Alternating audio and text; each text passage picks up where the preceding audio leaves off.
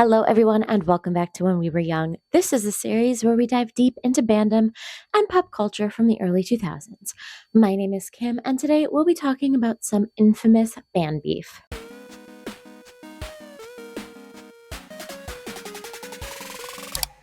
Hello! So it's been a while since our last When We Were Young video. So long, in fact, that the 2024 When We Were Young Fest has come and gone, and the 2025 lineup has been announced. I personally was less than impressed with the lineup for 2025, so I didn't even bother trying to get tickets. However, I did get tickets for the Orlando Warped Tour date. And while that lineup is to be determined, I do trust that Kevin Lyman will use all of his connections and goodwill to set up a killer show. That being said, I want to thank all of you for your love and support on this series. It's been an absolute blast to make. And I look forward to all of the new bands that I will be covering this year. Thanks to all of my new subscribers, and if you haven't already, please subscribe to my channel if you like what I'm doing here. Check the links below for all my social media. I've been very active on Instagram and TikTok, so if you want to see more, you gotta check those out. And one final thing, I am working with a brand new microphone, so I do apologize if the audio is a little bit weird in this video. I'm trying to get used to it. My old microphone kind of died, so I'm trying this new one. It's a fuzzy little, one of these fuzzy little guys, but so I apologize if the audio is a little bit weird. Sorry, I'm not a professional. The YouTube channel is called ShoddyContent, okay? You get what you paid for. Beef between artists is a tale as old as time, from the Beatles versus Elvis, to Biggie and Tupac, to Katy Perry and Taylor Swift. There have always been, and there will always be, feuds amongst artists. Not only does it help artists to get media attention, but it also fuels stan wars online. Any publicity is good publicity, and let's not forget that the industry as a whole is set up to create competition. Everyone is vying to be the next big thing, but first they have to push the current big thing out of the way. But sometimes the issues between artists extend past professional disputes, and sometimes the issues are personal. Today, I want to talk about three main conflicts from the emo scene that you may or may not have heard of before: the parties involved, the issues, and the resolutions, if there is one. So sit back, grab your popcorn, and let's talk about some beef. One of the most infamous feuds of the early 2000s was the one between Taking Back Sunday and Brand New. The back and forth was legendary, spanning the lyrics of multiple songs and causing many breakups, both professional and personal. The Long Island music scene was a real soap opera back in the day. Now, while band members on both sides will swear that the drama was all manufactured for attention and record sales, there is a little lore to suggest it was more real than any involved party care to admit. Before we discuss, though, I want to acknowledge the inappropriate conduct with minor allegations waged against the lead singer of Brand New, Jesse Lacey. While it ultimately has nothing to do with the topic of today's discussion, I feel it's important to say I don't condone or support what he's been accused of. Not only was he accused by two women, he even went on to acknowledge and apologize for his actions. Since the allegations have come out, Jesse Lacey and Brand New as a whole have been on an indefinite hiatus, and that's probably for the best. While I do love their music, we can't allow behavior like that to go unchecked. Unfortunately, the music scene was and probably is still rife with inappropriate sexual behavior, but at least there's one less creep in the scene with Jesse Lacey retired. Now, this story starts way back in the early 2000s. The Long Island music scene was picking up steam, and there were plenty of bands vying for the top title. Taking Back Sunday's lineup looked a little bit different back in the early days. The original members were Antonio Longo, John Nolan, Eddie Reyes, Stephen DeJoseph, and Jesse Lacey. That's right, Jesse Lacey was originally part of Taking Back Sunday, and that's because he and John Nolan were childhood friends, having grown up together and even gone to the same school. But Jesse didn't want to just play bass. He wanted to be a frontman. And when it was clear he wasn't going to get that, he quit Taking Back Sunday and headed to greener pastures. Thus, Brand New was born. Now, you'd think that that would be the inciting drama. Two similar bands coming up in the same music scene, competing for attention and a record deal. But no. As a matter of fact, in the earliest days, both bands would often open up for one another. John Nolan is even credited as co writing some of the songs on Brand New's first record. No, unfortunately, the drama really began when John Nolan slept with a girl that Jesse Lacey was dating. John had broken bro code, and he slighted Jesse in a way that caused him to leave the band and not talk to John for over a year. Enter Adam Lazzara. Adam wasn't from New York, he's from the South, and he was asked to join the band after Jesse left.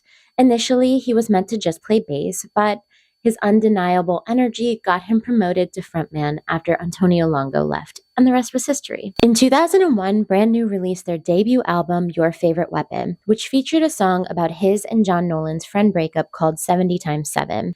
A year later, Taking Back Sunday released their own debut album, Great Romances of the 20th Century, which featured a song called There's No I in Team, a song that served as a direct response for Jesse's diss track. Quote, "So is this what you call tagged? You're as subtle as a brick in the small of my back," end quote. It was a shared lyric between both songs, but it was also the last thing Jesse said to John over the phone right before their friendship ended. The move by John to use Jesse's own lyrics against him truly solidified the feud between these two bands for all time. By 2003, tensions within Taking Back Sunday itself were running high.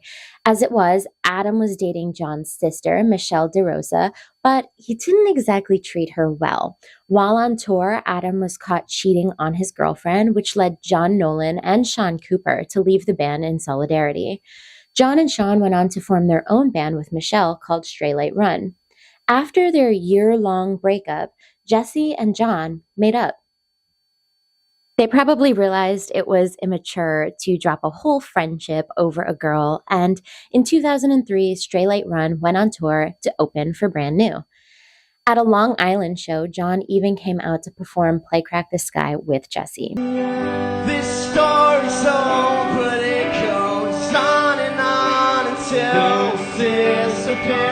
Call me and let me say something. Solve your breathe with you underneath. So it seemed that hatchet had been buried. This could have been where the beef between the two bands calmed down, but Adam Lazzara was nothing if not a little instigator. He took shots at Jesse and Brand New on stage and in interviews, which led Brand New to retaliate with a merch piece that read, "Mics are for singing, not swinging." This was a reference to Adam's signature move of swinging the mic wildly on stage, sometimes to the detriment of other band members, like bassist Eddie Reyes, who took a mic to the face during one show. Taking Back Sunday took the diss in stride, though, replying with a merch design of their own that read, "Proudly Swinging Since 1999. After a few years, John and Sean decided to return to Taking Back Sunday full-time. Apparently, John's sister got married, and he realized she really didn't care about Adam's cheating anymore. So he felt comfortable enough to return, and the three have been playing shows together from 2010 until current day. But what of the 2007 Bamboozle drama? So, Brand New and Taking Back Sunday were both slated to play Bamboozle 2007. Brand New had initially been scheduled for a better time slot, but when someone on Taking Back Sunday's team, either a band member or a member of their management, fought for Taking Back Sunday to have Brand New's spot, Brand New threw a total hissy fit. They played the worst set of their careers and even tried to end it 10 minutes early. Somebody who worked for Bamboozle told them if they didn't get back out there and play the rest of their set, they would not get paid. And so they did, but they did so terribly.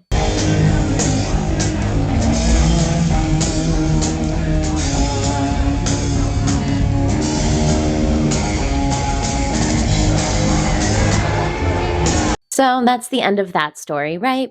It was immature boys fighting over girls and making some profit and a name for themselves along the way, right? Well, sort of.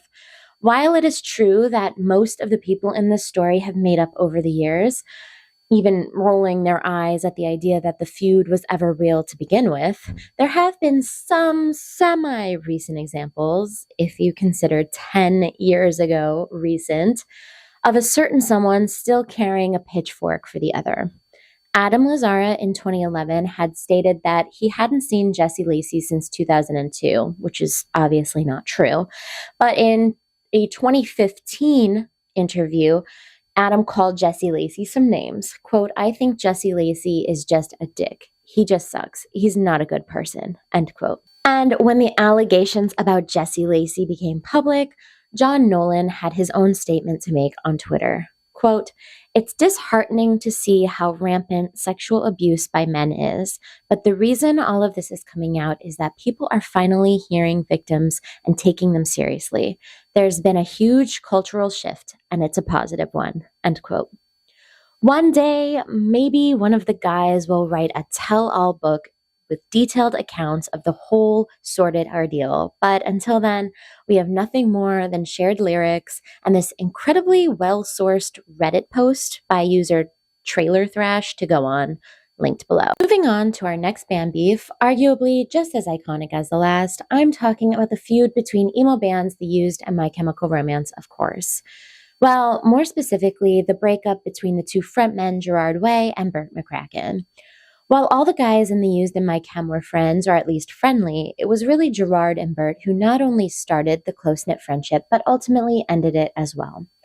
I won't get into a deep dive of the history of either band because I've already made a video on MCR, and I plan to eventually do one on The Used as well. Starting back in 2002, My Chemical Romance released their first album, I Brought You My Bullets, You Brought Me Your Love, and they were already on their upward trajectory.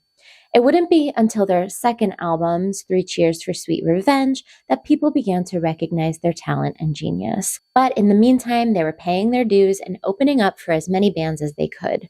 Among those bands were The Used. Bands started out around the same time, but it was The Used who gained popularity first. They took MCR out on tour in 2003, and the rest was history. Bands only grew closer in the following year of 2004, not only playing Warped Tour together, more on that in a minute, but both releasing their sophomore albums within a few months of one another. As a matter of fact, Burt can be heard on the fourth song of MCR's sophomore album, You Know What They Do to Guys Like Us in Prison.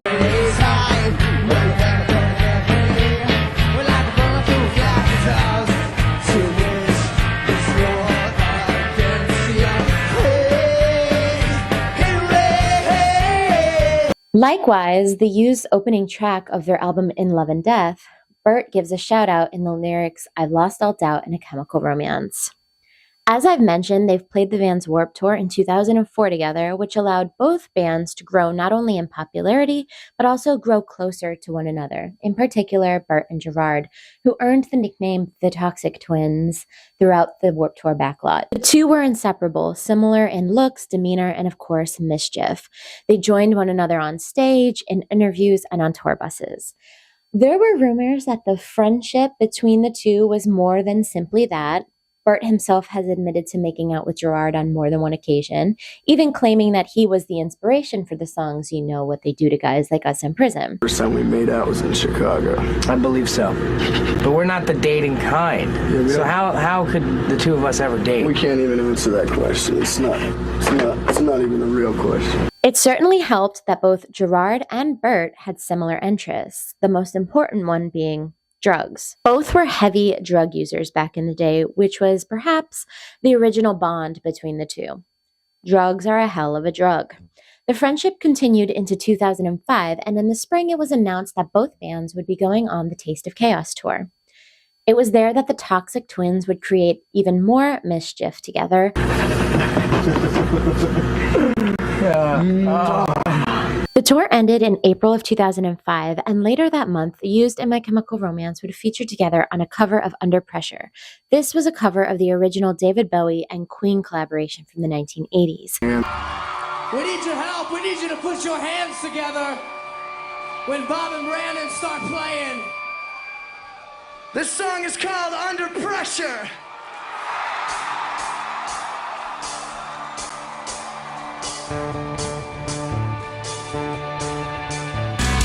This mashup was totally iconic at the time, but it would also unfortunately mark the beginning of the end, as a short time after the release of this song, Bert would go on record to inform fans that the two were simply no longer friends. The announcement broke the hearts of millions of fans all around the world, a devastating blow for all the fangirls of Gerbert, the ship name of Gerard and Bert. The toxic twins were no more. Gerard never mentioned Bert again, and Bert became openly hostile towards MCR and Gerard in particular. No more chances. My thoughts all down in a chemical. But why? Well, there are a couple of speculations.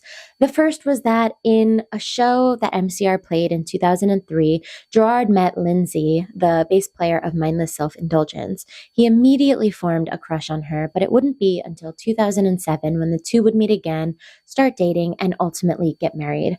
Rumor was Gerard broke off his thing with Bert to pursue her. Another possible reason behind the split was Bert's jealousy of Gerard and My Chem's success. In the summer of 2005, during their stint on the Warped Tour, MCR saw near overnight success with their single I'm Not Okay. This made huge waves in the music industry, rocketing them to new heights of fame. All the while, the Used continued their own trajectory, which was steadily upward, but not as big as MCR. Word is, Bert didn't like that MCR was getting bigger than them, when originally it was the Used who were the bigger band. Ultimately, the biggest and probably most realistic reason behind their breakup, Gerard got clean and Bert didn't. Now, don't get me wrong, eventually Bert did get clean, and for that we are very proud of him, but at the time, Gerard was on a downward spiral, as shown in the behind-the-scenes tour documentary, Life on the Murder Scene, and he knew he needed to get clean and quick. If Bert wasn't ready to get clean, then Gerard needed to get away from him and the lifestyle that he lived. It makes sense that they'd have a breakup. This is all alleged, of course, and like I said, over the years, Bert did end up eventually getting clean himself, and perhaps that is what led to the more recent breakup.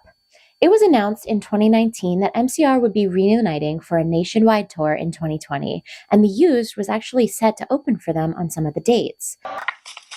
I doubt they would ever tour with My Chem again.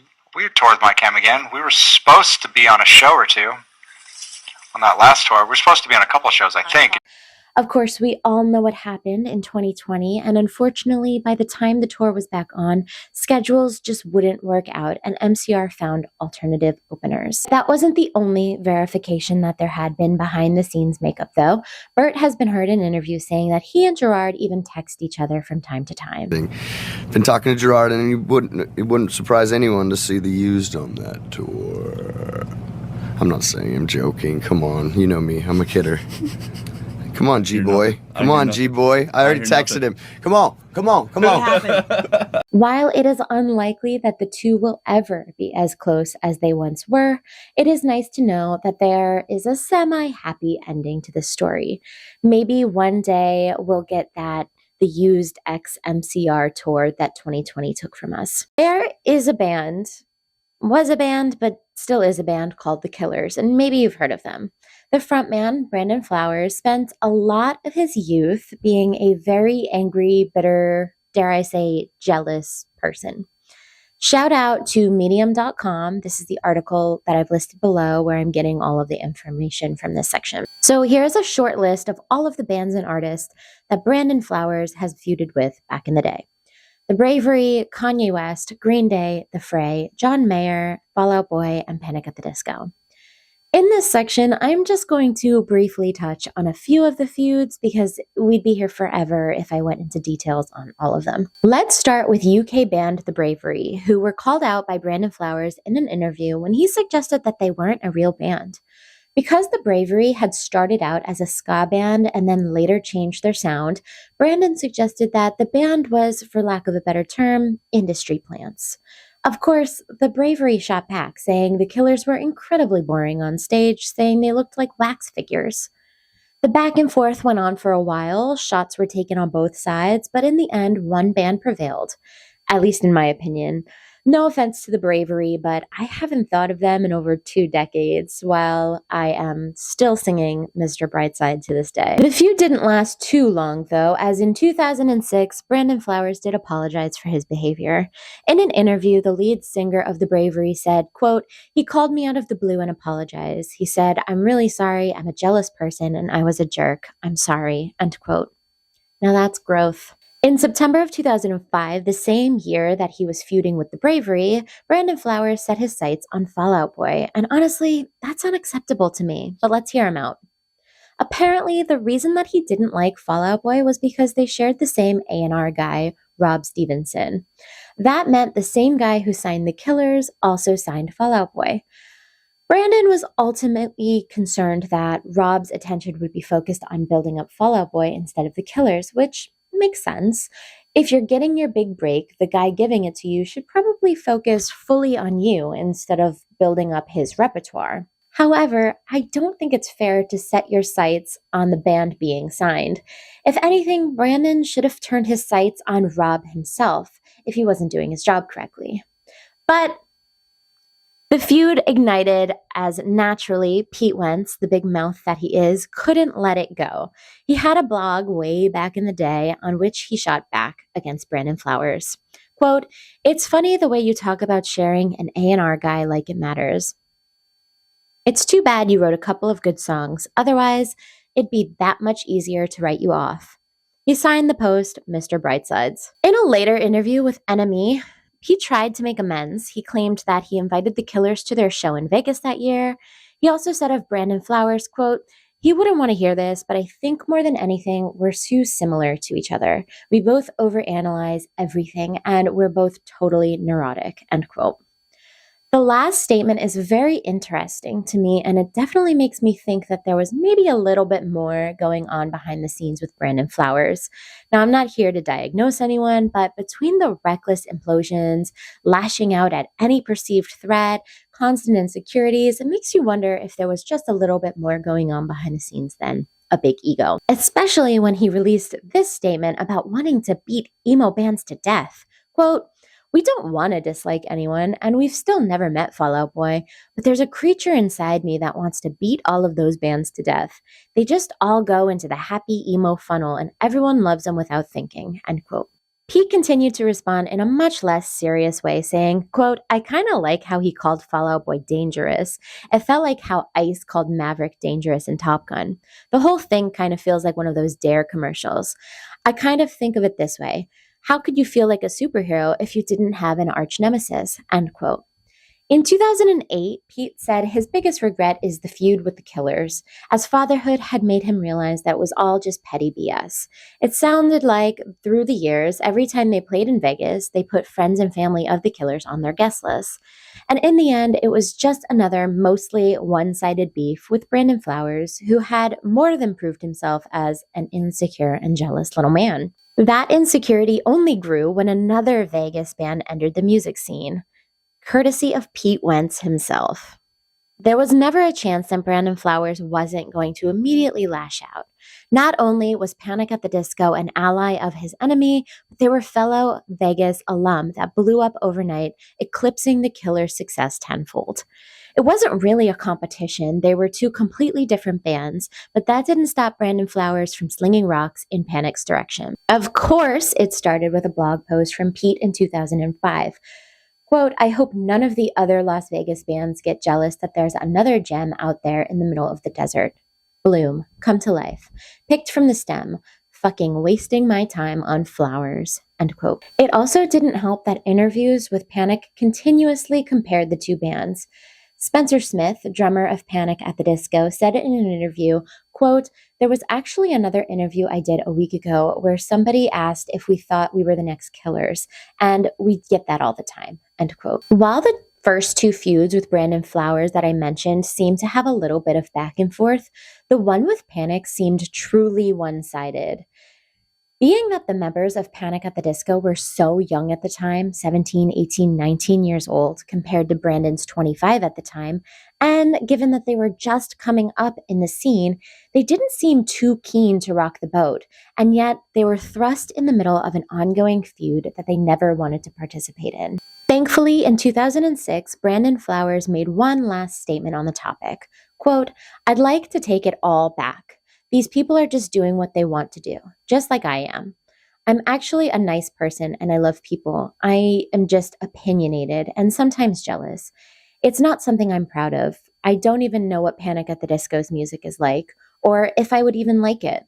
That made me feel worse, to think that they could have been fans of ours and I hurt their feelings. That's just stupid." End quote. These days, the Killers are still around making music and touring. Brandon has a wife and a bunch of kids and seems to have finally settled into the security within himself and his career success, and we love that for him. The industry as a whole is very competitive, and thus, by design, it is inevitable for artists to have issues with one another.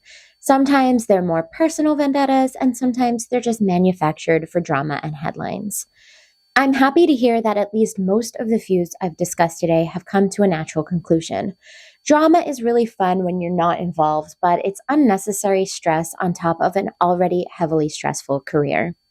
In the comments below, please let me know who your favorite celebrity beef is. It doesn't have to be within the music community. I just want to hear all the latest celebrity tea. If you liked this video, please give it a thumbs up, share it with your friends, and subscribe if you'd like to see more. As always, thank you guys so much for watching, and I'll see you in the next one. Bye!